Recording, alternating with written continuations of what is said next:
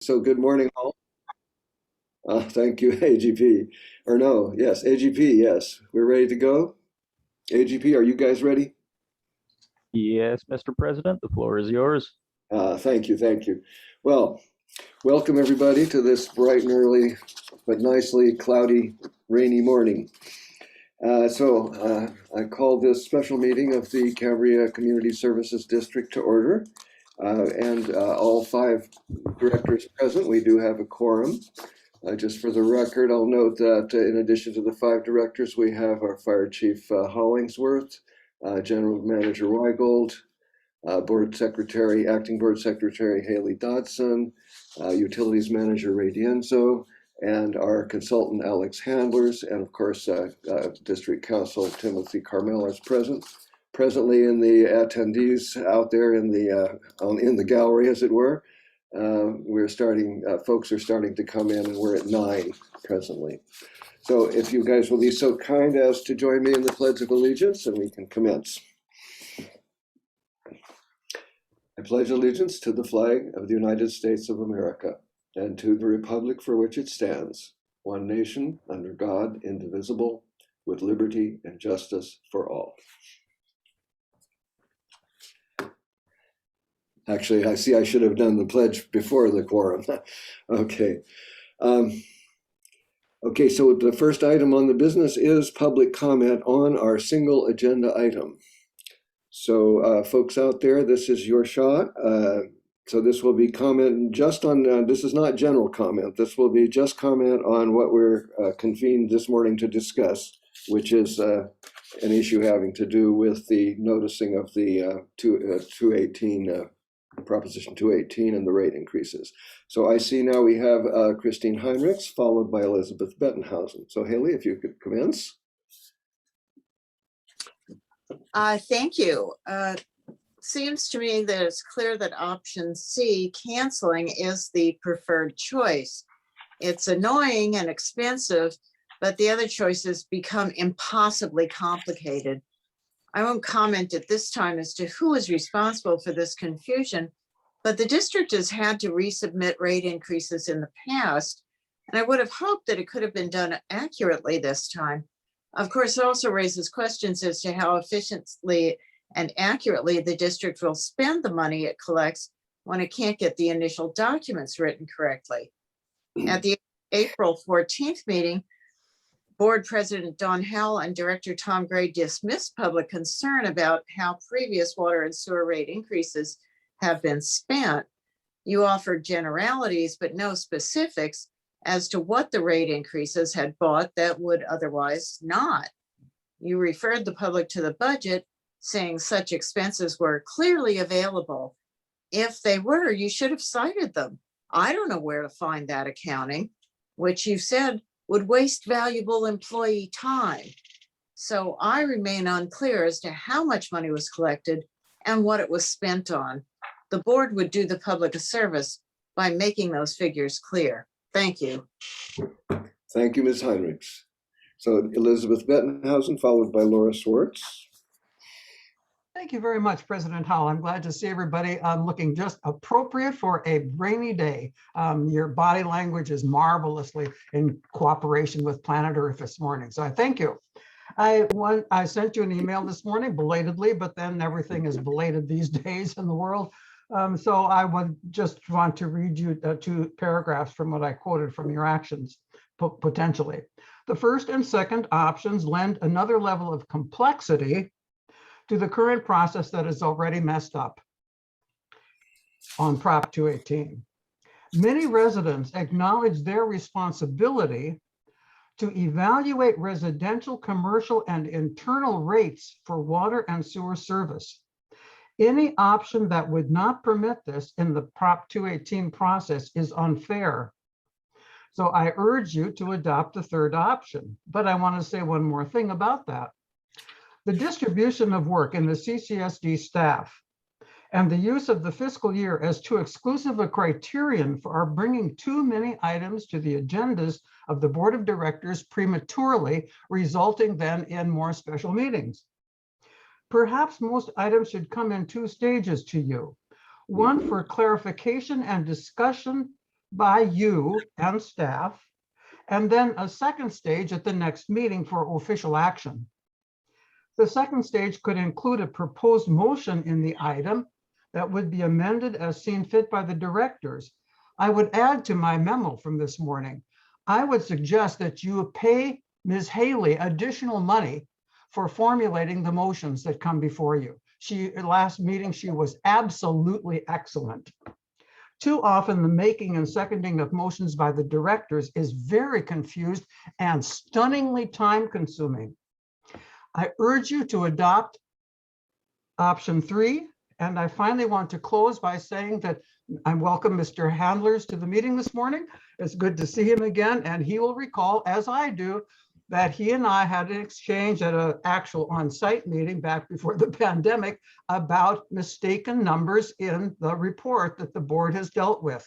So I urge you, Mr. Handlers, to urge them to face up, and because you have precedent in your own experience for acknowledging that sometimes we have to pay more careful attention to the rates that we propose to claim from the public. Thank you very much.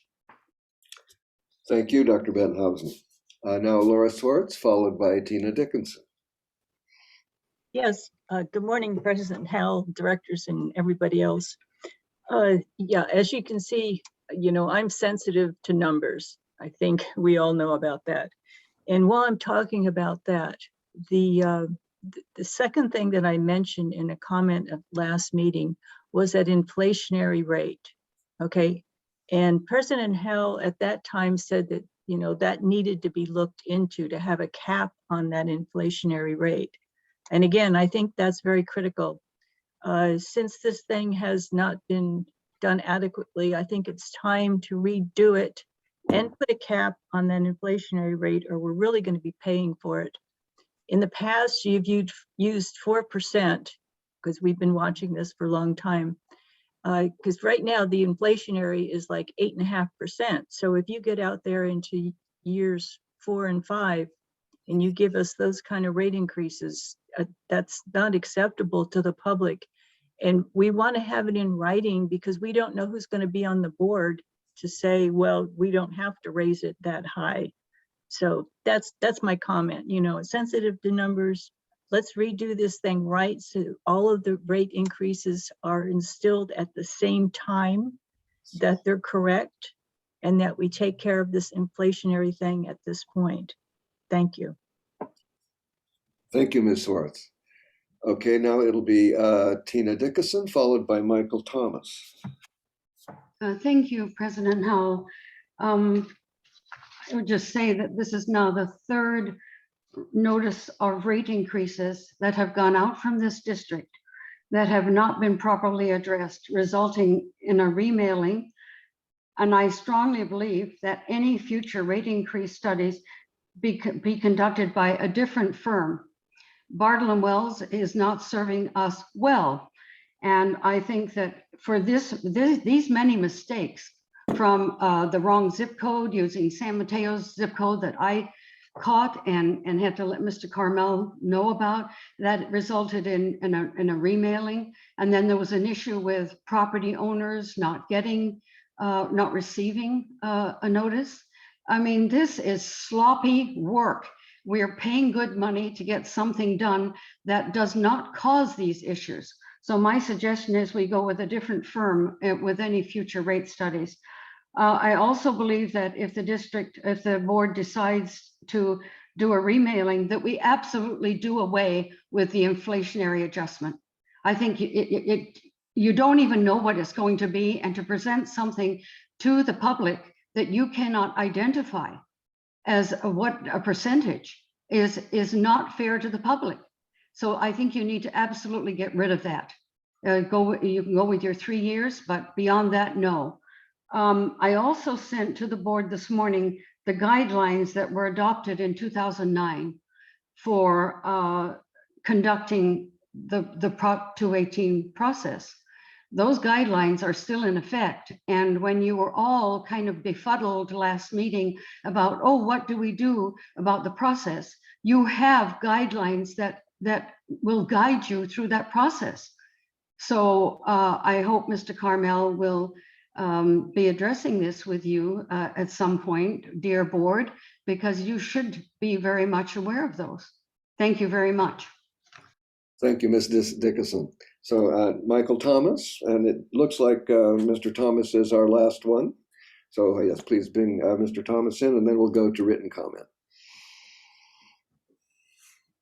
I appreciate the board providing these three options, and I would encourage the board to take the most efficient approach, and as recommended, mailing the corrected statements to the 80 customers who were impacted by those rates. Also, regarding inflationary adjustments, I would like to remind all that the CCSD board has no control over the rates of inflation, and to expect them to publish some limit on inflation is not recognizing the uncertainty of the economy in which we live. So I applaud the board for including the inflationary rate, in the out years, and it's essential to not allow the rates to fall behind and get ourselves in the same bind we were in years ago. Okay, thank you, Mr. Thomas. Okay, let's see. Haley, do we have written comment? I do. I have two to read for you. Excellent. The first one is from Lori Rosenland, requesting a neutral third party present when counting the votes for Prop 218. Many Cambrians are talking about this, maybe the Women's League. Thank you, Lori. The second public comment is from Donald Archer, CCSD Board of Directors. At the last CCSD board meeting on April 14th, I made a public comment regarding my wish to drop off my Proposition 218 written protest form directly to staff and have it dated and stamped received, as well as receive a dated copy for my records. I received no response from the board and sent the following email directly to General Manager Weigold. Hello, Mr. Weigold. As you may know, I made public comments at the last CCSD board meeting regarding my concern about having public access to the CCSD office so that I can get my Prop 218 protest form dated upon receipt and receive a copy of that for my own records. The district staff has done this in the past, but that is currently impossible due to the office closure to the public. I wish to deliver my protest form directly to staff and have it dated received. This must be done before May 19th. How do you suggest this can be accomplished? I would like to know ASAP. Thank you, Donald Archer. I, in turn, received the following reply from Mr. Weigold.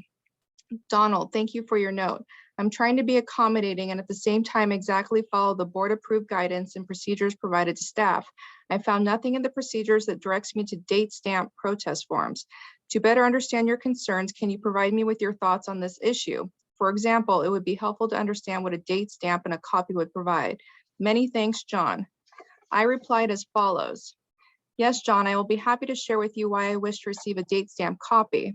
Such documentation provides a record that the CCSD received the form. There have been questions in the past as to whether all the protests were counted and recorded. Having a clear record that the office received the form on such and such a day simply assures that everything is kept above board. I know that I am not the only person that has this concern. The reason I brought the issue before the board was because they could give staff clearer guidance with regard to the procedures. As other agencies have opened their doors to the public, I don't see why CCSD can't open its doors at least a crack to accommodate this request. Thank you, Donald. To this email, I received no reply from Mr. Weigold. I asked the board to direct the general manager and staff to accommodate those of us who wish to have our Prop 218 protest form stamped and dated by the office and receive a copy in person. Will you do that? Thank you, Donald Archer. And let me double check my email to make sure we have no other written comments. We do not. Okay, All thank you, Haley. You're welcome. I'll make one last call for a public comment. Folks out in the gallery there, this is your last chance to speak before we commence our own debate. Okay, seeing none, just two remarks, and then I'll ask if anybody if any of the panelists wish to respond to any of the commentary.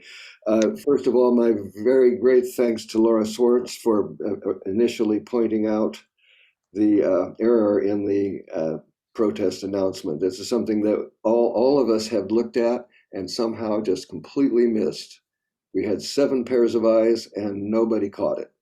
So Laura, thank you very, very much. It's much better if we catch this early than waiting down the road, suddenly discover that we had this problem. So thank you again, and please do keep your eye on all of our numbers. We really, it's always good to have the extra help.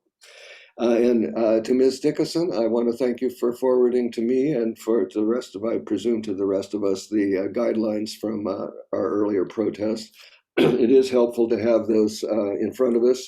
I will only comment that the situation is a little different now because we are dealing with certain restrictions that are resulting from the pandemic. So we are trying to adapt.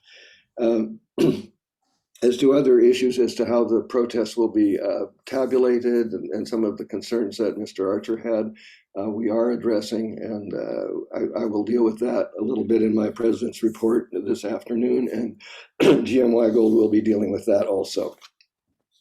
So at this point then, do we have any of you panelists wish to make any comment or respond to any of the issues that were raised by the public? Okay, seeing none, I think we're commencing now with the discussion. So, pardon me. So the regular business today, this morning, is discussion and consideration regarding canceling the May 19th, 2022 public hearing and rescheduling and renoticing the Proposition 218 public hearing for proposed increases to water reclamation facility and sewer rates. And let's see, so we're open now for a discussion, and I believe Director Steidel, you had your hand up, so please go ahead. You're muted. I didn't know if, thank you, President Howell, I didn't know whether you wanted to have the agenda item introduced first Yeah. before, and that's why I had withdrawn my hand in anticipation of that. Thank you. Well, let's do that. Thank you for reminding me. So let's see, GM Weigel, I think then the floor is yours if you'd be so good as to introduce this item for us. Thank you, President Howell. Agenda item 3A is discussion and consideration regarding canceling the May 19, 2022 public hearing and rescheduling and renoticing the Proposition 218 public hearing for proposed increases to water reclamation facility and sewer rates. Staff recommends that the board discuss and consider options for resolving the error in the Proposition 218 notices recently mailed that included incorrect fixed monthly service charges proposed to become effective July 1st, 2023 and July 1st, 2024 for approximately 80 commercial accounts with meters 1 inch or larger, and provide appropriate direction to staff. We've got a little bit of background here on the staff report, including the chart that was in error. On the second page, proposed water rates, you can see for the 1 inch and larger, the fixed charges remain the same for years 2023 and 2024. And so that was the error. Again, many eyes on this, as President Howell had noted, many eyes multiple times, I might add, over several weeks. And so the issue now is how to resolve this. Our consultant, Alex Sandlers, is standing by to discuss further with any questions you may have. But we've outlined 3 options, which are just 3. There are potentially other ways to do this as well, but those are boiled down. Those are the essential choices before you today. And then depending on each of those, there may be other discussion items as well. That concludes my part of the brief, President Howell. Back over to you.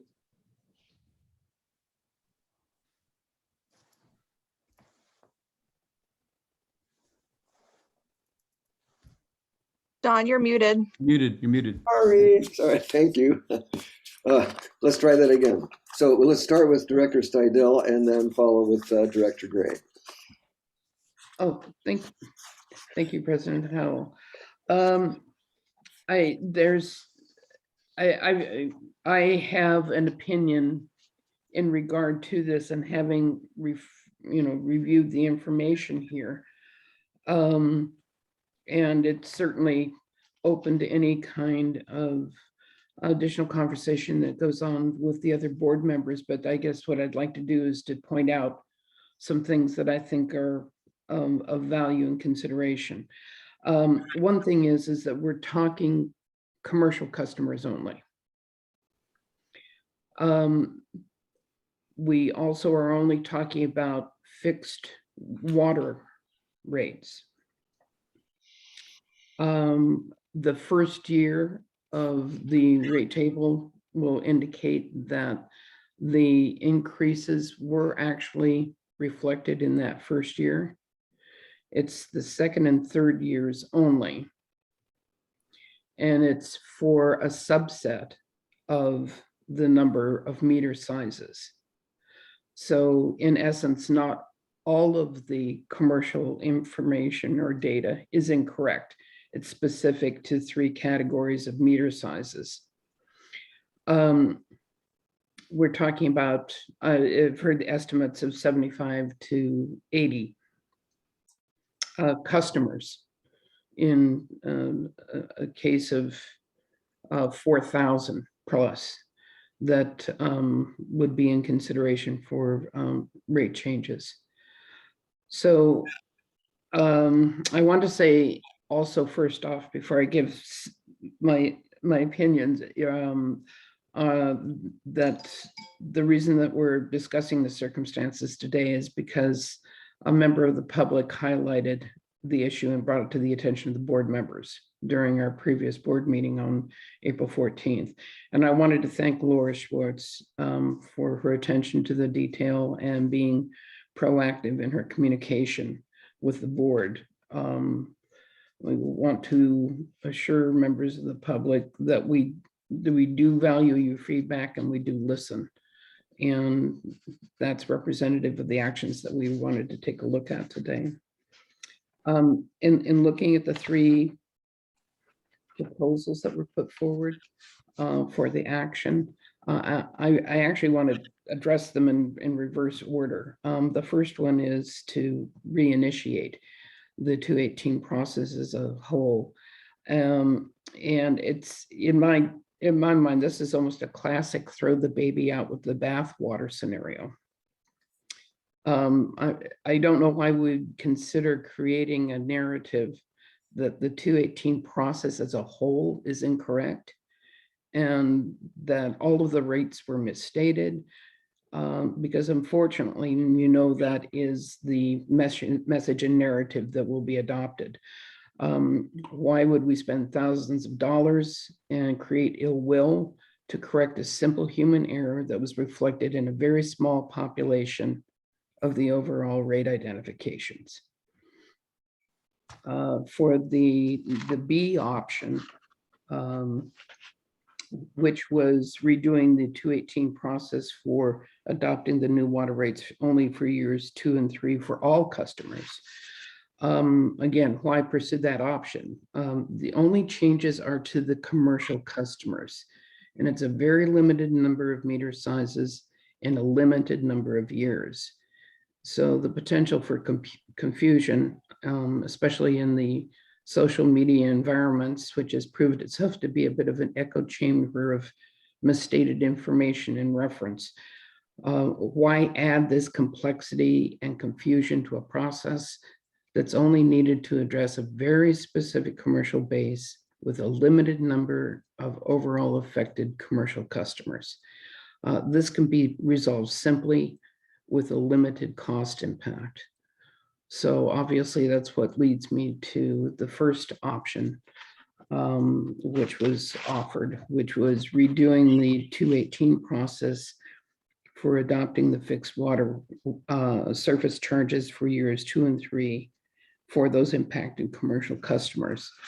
And for me, it seems like the only reasonable approach to consider, because it goes to the heart of the issue and it provides a specific focus to the area that needs to be resolved.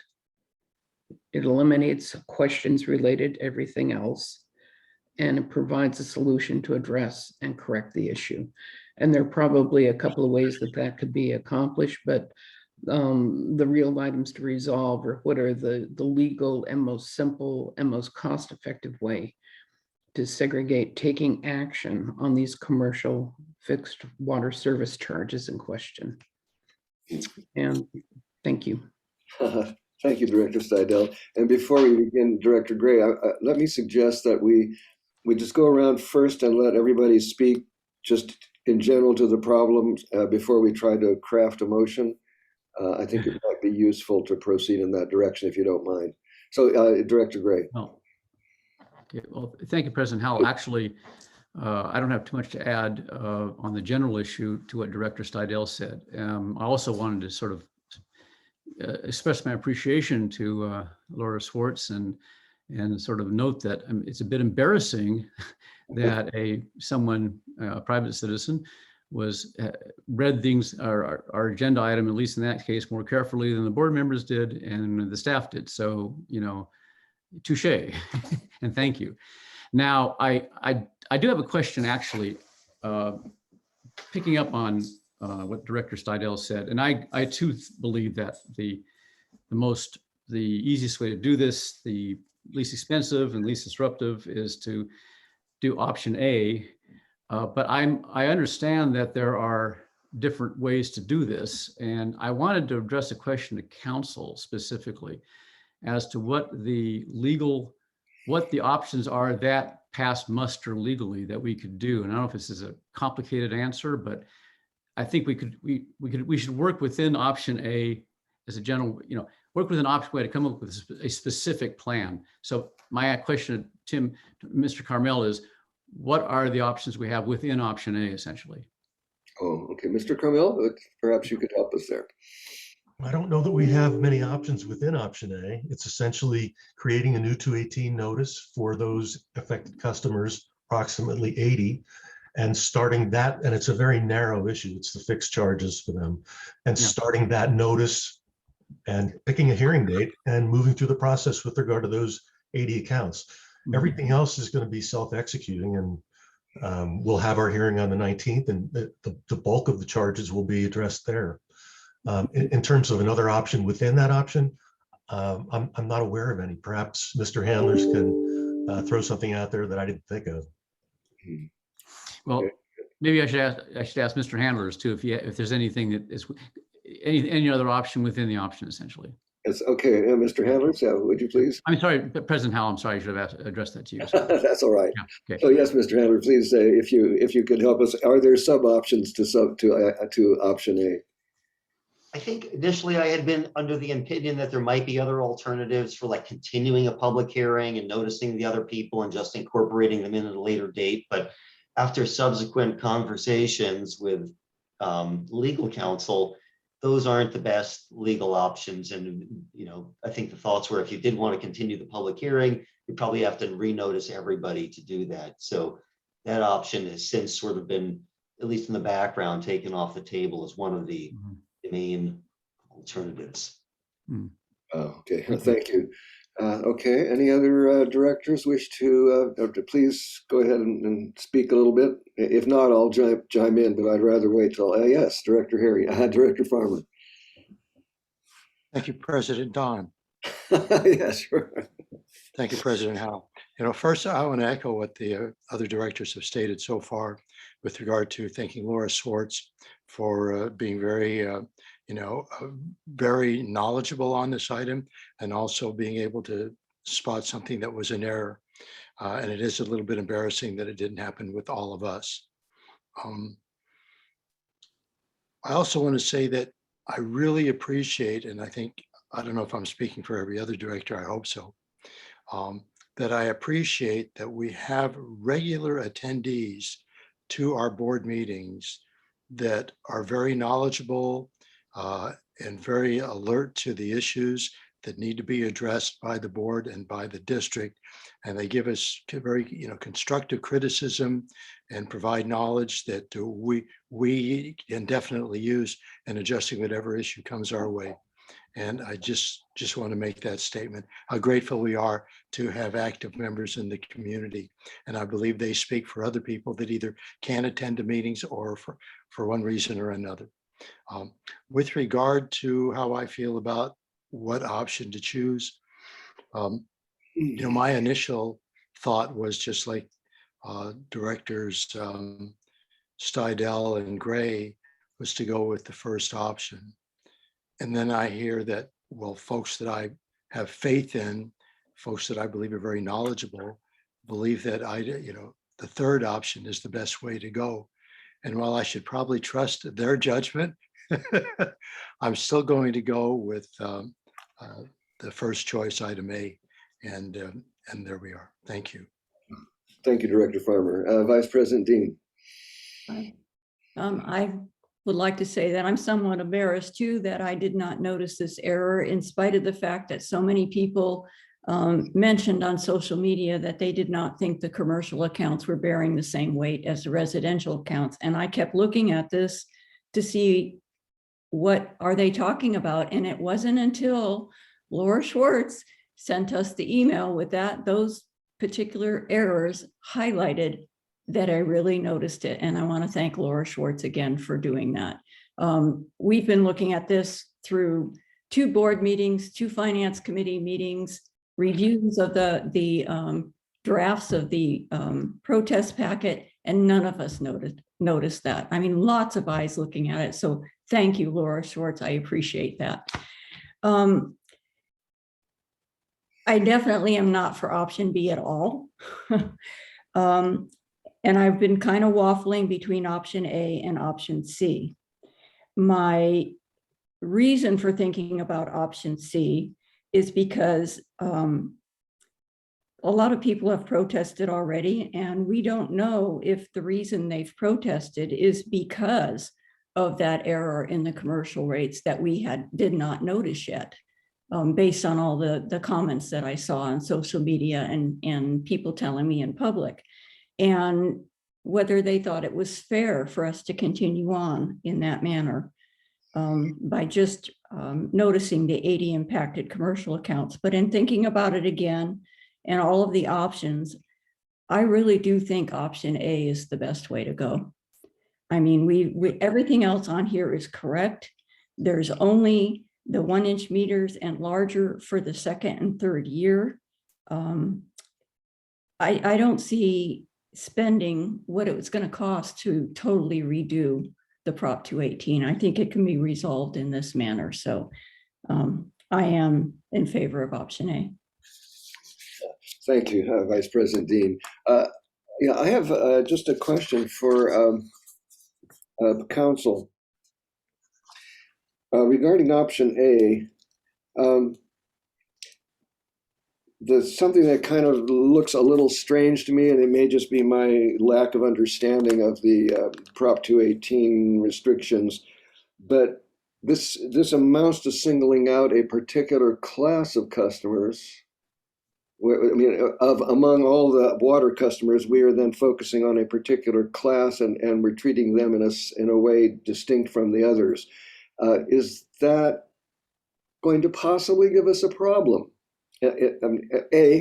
Obviously, it appears that we can do this, but that aspect is bothering me a little bit. And perhaps you could just address that briefly, if you don't mind. Certainly. I don't see any issue with regard to that. They're not a protected class. They're a class that was inadvertently excluded from 2 years of increases. And all we're really trying to do is level the playing field and have them treated like all the other customers in the district. So I think of it as an equitable remedy, and I don't see any problem with moving forward with A. Okay, thank you.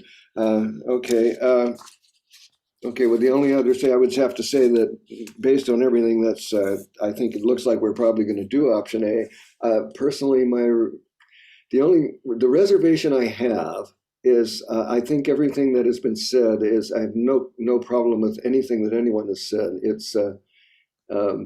is clearly the cleanest, the cheapest, the quickest way to go. But the one aspect that's bothering me a little bit, and so if we could just, and you guys may be able to help me on this, I get a sense that it is I think that the third option is the easiest one for people to understand.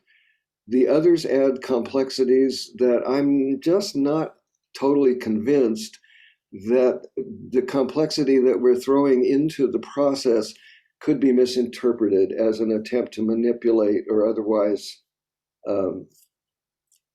push something through in a subtle and perhaps not direct way. So that's the area where I'm a little troubled by that.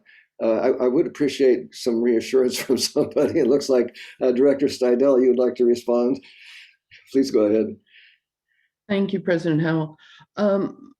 I appreciate your concern. I think that the more important aspect is to assure and ensure things for everyone that all of the other data is correct. And because of a simple human error, which for any number of reasons, embarrassingly, we didn't all happen to, or any one of us happened to focus on, unfortunately, Ms. Schwartz did. The process and delay, and I think the higher confusion that would be created by sending a message somehow that the 218 process as a whole was at issue, which it is not. We're talking about, it's almost, in my mind, we almost have to approach this surgically. We're talking about a large basis of information and a large basis of data supporting it. And it isn't that the data that's there was miscalculated because of that base. It's because of simple human error that the rates were replicated for those 2 years in those 3 areas of size. And it's that simple. And I think that we can, I have confidence that our community has sufficient intellect to be able to grasp that. So I don't see it as an issue. Thank you. And those are all good points. So yeah, I would have to say. So I think we are probably ready if someone would care to make a motion. There is one, I see 2 questions. So one is we need to adopt the option, which I presume is going to be option A. But then I think we may need to go ahead and also indicate or direct staff to proceed to do some noticing for the second Prop 218 protest for our 80 customers. I think it would be better if we got that. My recommendation is that we move that process forward now, just to demonstrate to everybody that it is our intention to correct this. This is not a subtle way of handing something over to a few commercial users. So I do recommend that as we go forward, that before we leave this meeting, we also establish some procedure for going forward. So yes, Director Gray. Yeah, I can make a motion. I move that the board on agenda item, well, it's agenda item 3A, adopt option A as described in the staff report to redo the Proposition 218 process for adopting fixed water service charges for years 2 and 3 for the only the impacted commercial accounts with meters 1 inch or larger. Okay, that sounds good. I need a second here. Don't all jump in at once. Okay, seconded by Director Stidel. Okay, we are now open for debate. Any further debate on the issue? Because we got rid of most of our debate before we started here. Okay, good. Okay, and it looks like we're ready for the question. So Ms. Dodson, would you please call the roll? Director Gray, Aye. Director Stidel, Aye. Director Farmer, Aye. Vice President Dean, Aye. President Howell. Aye. Motion passes 5-0. And now if I can beg your indulgence briefly, can we then talk briefly about commencing the noticing for our 80 users, our 80. So could someone produce a motion for that? You're getting very good at this, Director Gray. Go ahead. Also move that we initiate the process for noticing the change as just passed to the customers with commercial customers with 1-inch meters or larger, and set a hearing date for consideration of the revised change in rates. Or the change in rates. Okay, sounds good. Okay, so yes, and Director Dean, is that a second? Yes. Okay. Second motion. The motion then is the shorthand is to initiate the process. And do we want to set a hearing date now, or do we wait to initiate the process and come back and set a hearing?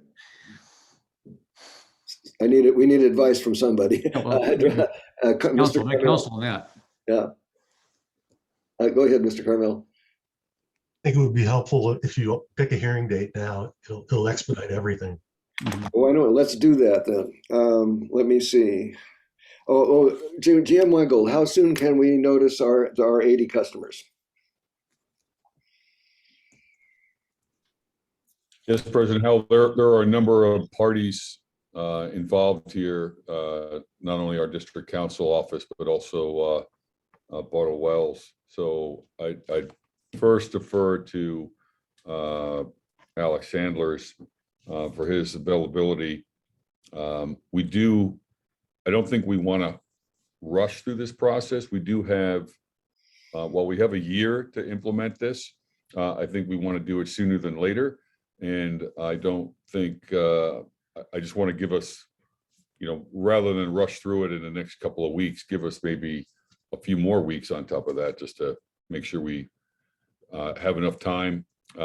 Keeping in mind that we're in budget season right now, to get a budget to the board by the end of June. And we've got some staff turnovers going on as well. So so those would be my caveats, but I would defer first to Alex to understand any restrictions he's got. Okay, yes, Mr. Handler, and the question is, and what I'm asking here is not necessarily that we should do it as soon as possible, but we need the parameters. So that's why I'm asking, how soon can we do it? Mm-hmm. Then the next question is, how soon should we do it? So and Jim Weigel's getting a little ahead of me on that. So what the question really is, what is the soonest that we can do this? Sure. I think realistically, the soonest you could do this would be a board meeting on June 16th, which is a little less than 2 months away today. And that would mean in order to meet that 45-day threshold to give those roughly 80 customers their full 45-day protest period, you'd have to get your notices out by, the end of April or maybe the very first day or two of May. So it's doable. There is a draft notice, and I just want to sidetrack 1 second. That's the quickest you can. I just want to apologize to everyone here for putting you all in this position. We could all say the eyes didn't catch it, but I was the original source of this, and I agree with your member from the public. It was sloppy, and I've done hundreds of 218 notices. Only 2 of them have had some kind of consequential error to be for Cambria. So I do apologize for that, and I don't want any. If people are complaining, they should come to me, and it should be very clear to everyone, because I remember being at a number of public meetings and board meetings where the intent was equal, rate increases on everyone. And the notice has that for everyone except the last 2 years of fixed charges only for those customers. So I do think what you're doing is important. People are not, people caught it and they want it fixed. And I think it's good you're taking action. I think the soonest, as I say, is the June 16th board meeting. or soon thereafter. And I think your next meetings aren't until July. But there is a draft notice that's already been created. It's only 80 pieces of mail that need to go out to these folks. So I think it's doable, but it's obviously the board's determination of when you want to do this. Thank you. So yeah, my taking it as that we could manage the June 16th for a hearing, but that is very tight, but possible.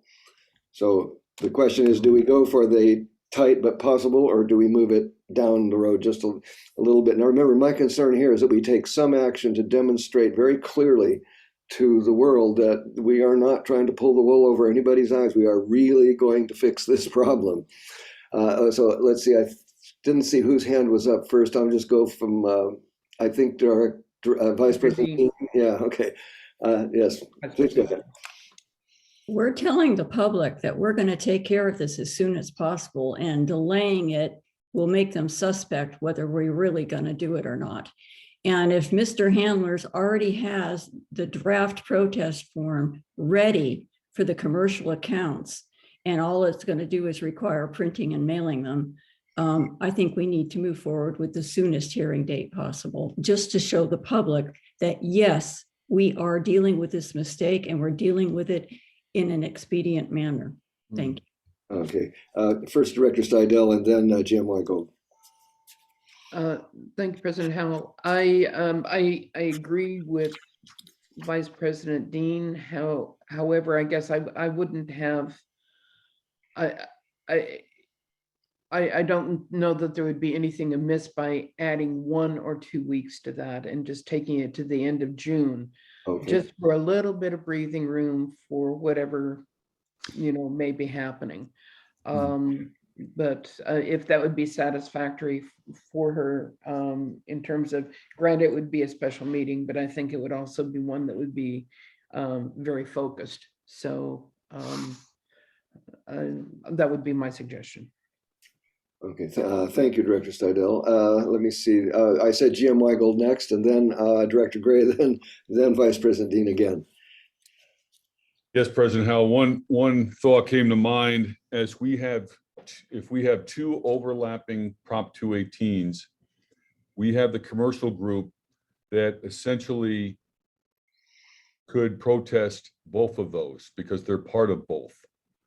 So I guess a question for District Council and also Alex, does it make sense to bifurcate those two? Because if you are a commercial account and you want to protest this first protest, but then we're going to send another protest or another Prop 218 notice out, and they are going to be involved in that and can protest that second one. They may be confused that they've already protested. And I can see some potential for confusion there if we have an overlap of the two. Specifically, even which notice they're protesting. Okay, thank you, GM Weigel. Let me see, I think, let's hear an answer to that question first, I think. Council or Mr. Handlers? I think that issue can be dealt with on the second notice with a sufficient explanation. So it's just very clearly stated that this is a separate protest, that if you protested on the previous one, it doesn't affect this protest, and that you'll have to protest this to effectuate a protest. I just think it's going to be carefully drafted language. I know between Alex and I think we can probably make it pretty clear cut. Thank you. Okay, and I see Mr. Handler's nodding, so I think that's sufficient on that. Let me see, it's Mr. Director Gray, followed by Vice President Dean. Thank you, President Howell. Yeah, I was to say on the notice, something in boldface type I think is appropriate for being very clear. This is a separate notice, and I think people will understand that. I think it's important. The key thing about what we're doing now, I think, is it's important to set a date. As the exact date, and I do want to make sure, maybe asking Mr. Weigel again, what burden would be placed on staff by having a date, say in even sometime in June or early July, because it sounds like from the way this is described, Mr. Handler's pretty much takes care of everything. And Barbara Wells takes care of all the mechanics of drafting the notice and getting it out and mailing it and so forth. So I'm not sure what the staff burden would be in the period going up to the hearing. So maybe if I get an answer to that from Mr. Weigold, I think we can just go forward and set a date fairly early, if that's possible. Okay, Vice President Dean. Sorry. I think we need to set the public hearing in June. And if Mr. Handlers needs a little bit more time, we could call a special meeting on June 30th, which is a Thursday, for the public hearing. Okay. Can I offer a compromise? How about June 23rd, which is a Thursday? Oh, I'm sorry. I missed the fact that there was 2 weeks between the 16th and the 30th. Yeah. Oh, okay. That's fine. Yeah, June 23rd. Okay. Well, let's see now if we can push this all together. So we have Director Gray's motion, which has been seconded. Maybe an amendment to also establish the hearing date of June 23rd. Does that work? I mean, I could accept the amendment, right? It's just all I have to do. Yeah, I'll accept the amendment. If you're willing. Okay, so and the second, yes, Vice President Dean. I think it was me. Yes, I accept the amendment. Okay. So Haley, now it's time for us to try to put this all together. So do you want to make a shot at this? Yep. Director Gray moved to initiate the process for noticing the change as just passed to the commercial customers with 1-inch meters or larger and set a hearing date for consideration of change to the rates. Vice President Dean seconded the motion. Director Gray amended the motion to set June 23rd, 2022 as the hearing date, and Vice President Dean accepted the amended motion. Okay, I think, are we all clear? Okay, any further discussion? Okay, seeing nobody's hands, I think we're ready for the question. So Haley, would you please call the roll? Director Gray. Aye. Vice President Dean. Aye. Director Farmer. Aye. Director Stidel. Aye. President Howell. Aye. The motion passes unanimously. And I believe that concludes our business for this morning. I think we're ready to adjourn. Somebody yeah, we're all nodding. Yes. Okay. Yeah. Okay. Well, thank you all for getting up for meeting so early this morning. And I look forward to seeing you in about an hour and 15 minutes. Great. Okay. So this meeting is hereby adjourned.